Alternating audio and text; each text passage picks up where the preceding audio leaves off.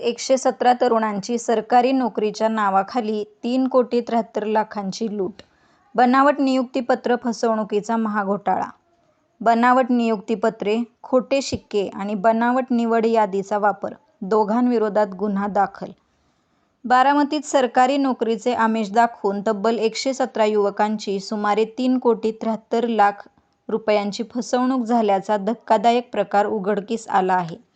मंत्रालयातील वरिष्ठ अधिकाऱ्यांशी थेट संपर्क असल्याचे भासवून आरोग्य, वन, जलसंपदा, समाज कल्याण विभाग तसेच रेल्वे विभागात नोकरी लावून देण्याचे आश्वासन देत लाखो रुपये उकळण्याचा आरोप आहे. या प्रकरणी रणजित हरिभाऊ मोटे, राहणार सूर्यनगरी, बारामती यांनी बारामती तालुका पोलीस ठाण्यात फिर्याद दिली आहे.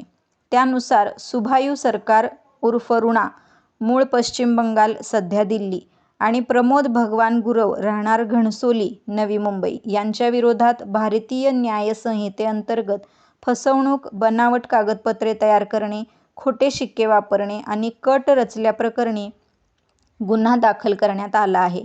फिर्यादीनुसार आरोपींनी 2022 पासून सरकारी भरतीत निश्चित निवड करून देण्याचे आमिष दाखवत उमेदवारांकडून पदानुसार प्रत्येकी 5 ते 6 लाख रुपये ऑनलाईन व रोख स्वरूपात स्वीकारले. त्यानंतर 2023-24च्या भरती प्रक्रियेसाठी 117 उमेदवारांची कागदपत्रे व अर्ज गोळा करण्यात आले.